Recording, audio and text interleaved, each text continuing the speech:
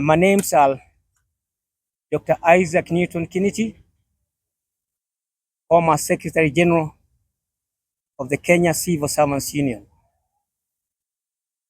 I escaped Kenya in 1998 after so much tribulations from the Moi government.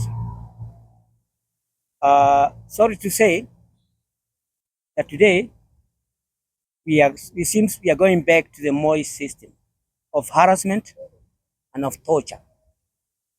That's why I'm here today with my brothers, with brother Ruben Kigame. I think most of you know him. He's here with me. Dr. Mohoro is here with me, and our brother Mwalimu Gachoy. So we are here today to talk about the problems facing Kenyans and the problems facing the workers. Because today, the net pay that is received by the workers is less than the money being taxed. And those same workers borrowed big loans to buy farm and to build homes in those farms.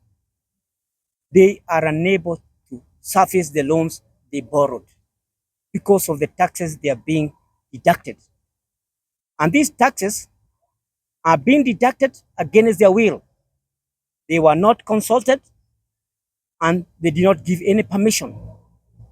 In fact, all workers are supposed to blame the COTU Secretary General, Francis Atwoli, who is the representative of the workers in Kenya. And he has not done anything to help the workers. He's supposed to defend the workers, to protect the workers, and to fight for their infringed rights. But he has not done anything. In fact, today, he's more of a politician than a trade unionist. And I call upon the Secretary General of COTU, Mr. Francis Atwoli, to resign to pave way for someone capable to represent the workers because they are suffering. Most of them have called me. I've talked to some of them, and they have told me that they even better leave work and join other places, or even go to the farms and plow because the money they are getting is nothing to them today. They prefer that they get the taxes collected and surrender the net pay they are getting to the government. So I think everybody now understands the suffering of the workers. I think I have got a statement that I'm going to release to the press here, which you're going to read, and probably you can put it in the press. Otherwise, I think the Parliament of Kenya and President William Ruto are doing harm to the workers and to the people of Kenya in general, because the courts of Kenya have even dismissed the affordable housing tax levy. But despite refusing or denying that, President William Ruto and the Parliament have approved the reductions. That is very sad for the workers, very sad for the Kenyans, because most of the workers have got families, extended families, and they are unable to feed their families and to feed themselves. We are supposed to wake up. Everybody is supposed to wake up and ask a question. Demand why Kenyans are now in that situation that they are in today. While I was away in USA, where I live, or where I escaped to, I called in March this year.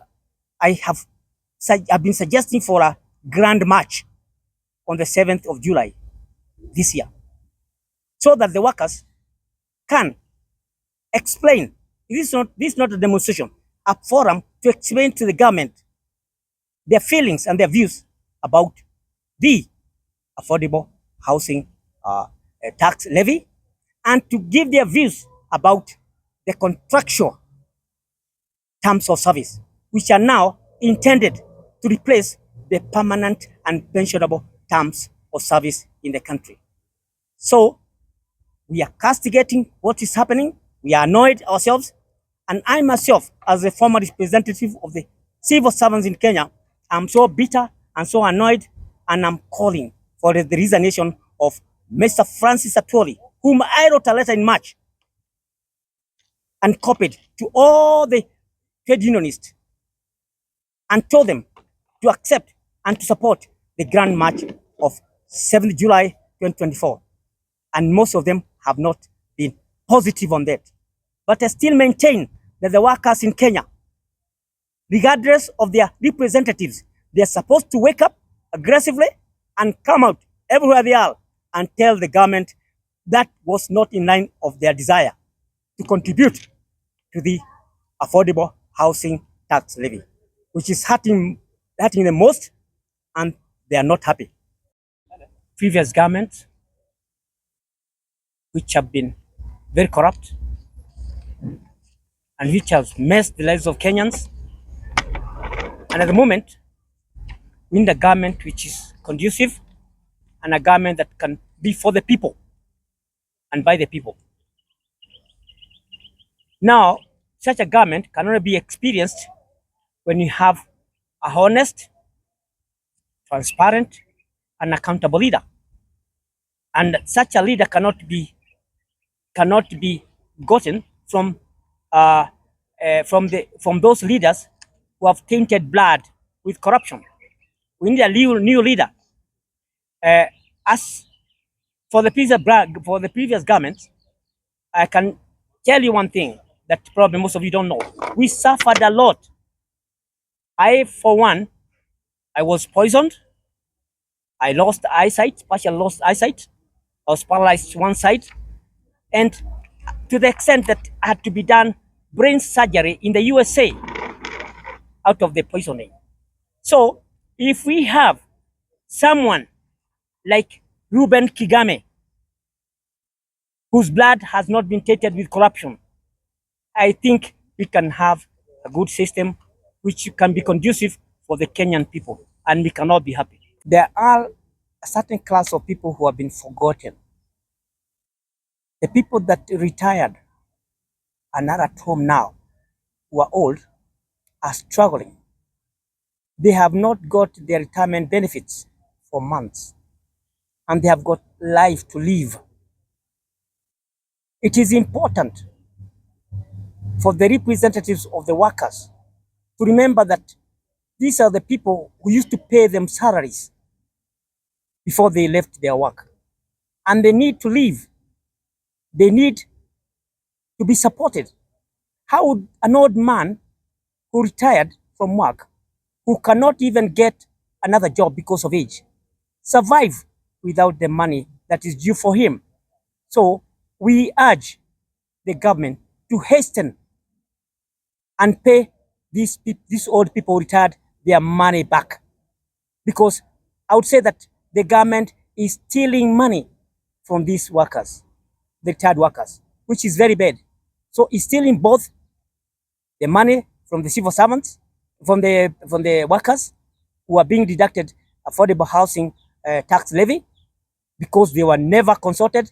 That is stealing, and it's also stealing money by denying the retired workers their dues. Thank you very much.